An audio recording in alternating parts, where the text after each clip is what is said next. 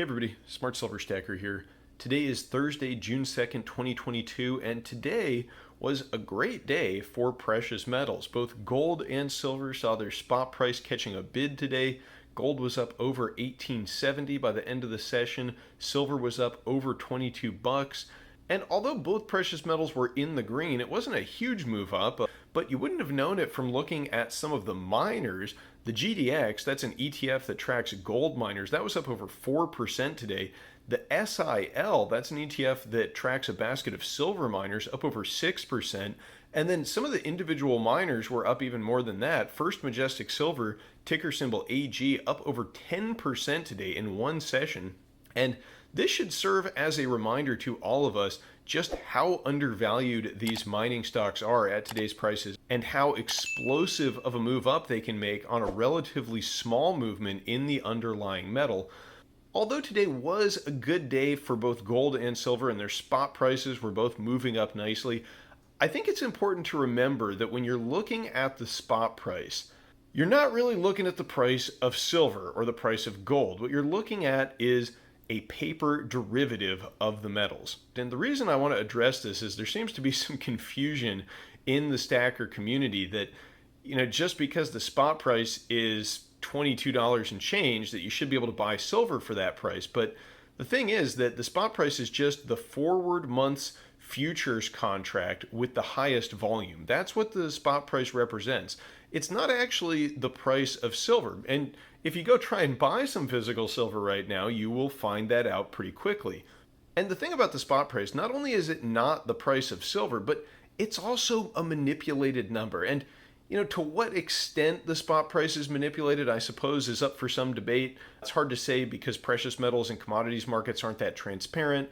But we do know that the price of precious metals gets manipulated. How do we know? Well, JP Morgan not too long ago had to pay almost $1 billion in fines for manipulating the precious metals market. And, think about that. JP Morgan, if you're not aware, they are the custodian of the SLV ETF, which is basically the most liquid, most traded form of paper silver, maybe outside of futures contracts. But it's a huge ETF, and supposedly there's some underlying silver backing it up. But just think about who is the custodian of that and what have they been implicated in recent years. And it kind of gives you some idea of what the paper silver market is really like. If you go try and actually buy some physical silver, a generic 1 ounce round like this Aztec calendar round with Cuauhtémoc there on the front, that's going to cost you almost 26 bucks, maybe 27, depending on the dealer. And, on a side note, if you guys are wondering why I have this round featured in a lot of my videos, this just happens to be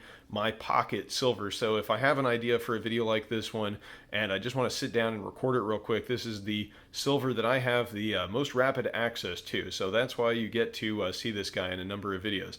But anyway, if you want to go buy something like this, you're going to pay a lot more than the spot price. Now, by historical standards, the premiums today are quite high. And I think that a lot of stackers tend to attribute the high premiums that we're seeing on physical silver to, nothing more than greedy dealers. Just the dealers are out there trying to wring every last cent of profit out of us, their customers. And I mean, dealers are in it to make money, so I'm not saying they're not trying to wring out every ounce of profit they can, but there is some competition there, and so they can't get too crazy with the premiums.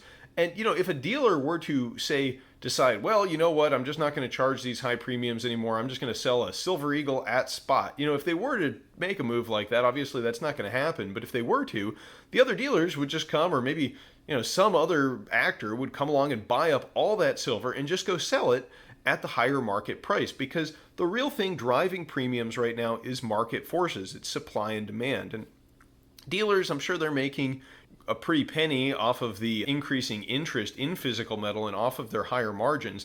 But those higher margins are there because of supply and demand. And more people are beginning to get interested in physical metal. And, that's not really a surprise when you look around at what's going on in the world.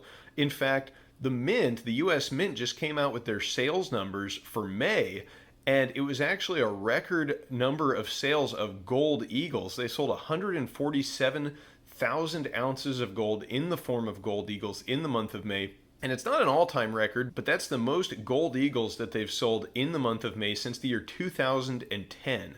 So definitely investors are beginning to realize that paper precious metals, the paper precious metals that are used to derive the spot price, that's not the place to be. You want to have physical metal.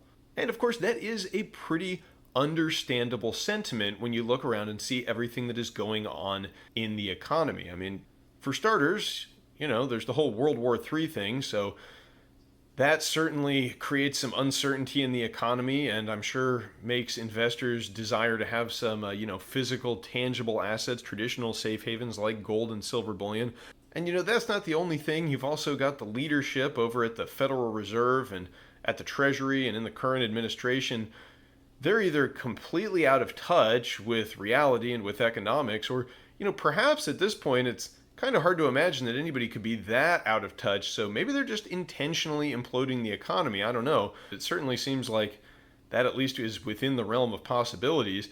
And on top of all of that, you got the US economy sliding into recession. You've got the Federal Reserve raising interest rates as we head into a recession. But they're not going to be able to raise interest rates enough to fight off inflation. Of course, there is the continually growing force of inflation in our economy, and that is being exacerbated by this situation in Europe where the gas is getting cut off by Vladimir Putin and Gazprom and Russia to a number of these EU buyers, which is going to cause already high energy prices to go even higher.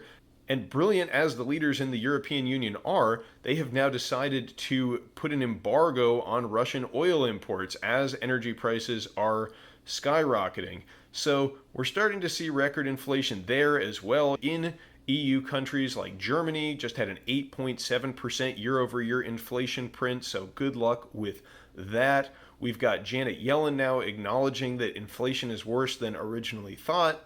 We've got the president now making it his administration's highest priority. Yeah, it's such a priority that the federal funds rate is still under 1%, and the money supply is still expanding, albeit at a slower rate. But the thing is, if you want to really fight inflation and get it under control, you don't need a less accommodative policy, you need tight policy. But we're not going to get that without crashing markets, so it's not going to happen.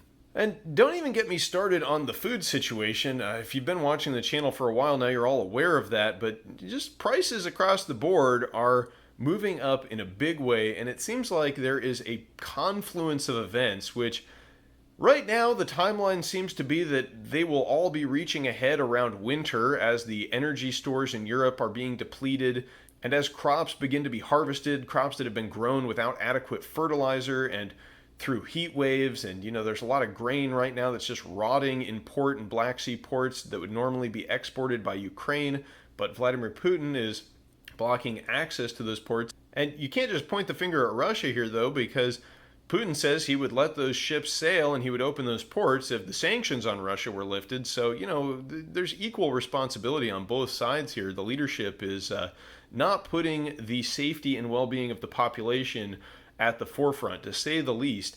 And the bottom line is that pretty soon it looks like we are headed for an inflationary depression, the likes of which nobody alive has ever seen, and perhaps the world has never seen. And unfortunately, lots of people are going to be thrust into abject poverty as a result of what is coming in the economy. And, I'm not scaremongering.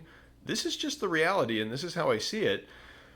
If you disagree, let me know in the comments below. I'd love to know what you have to say. But, smart silver stackers, all of you watching, and I know that not everybody out there watching is a smart silver stacker. I know there are some trolls out there I see in the comments every now and then, and I know there are some shilling for fiat currency and paper assets. But I think the vast majority of you watching get it.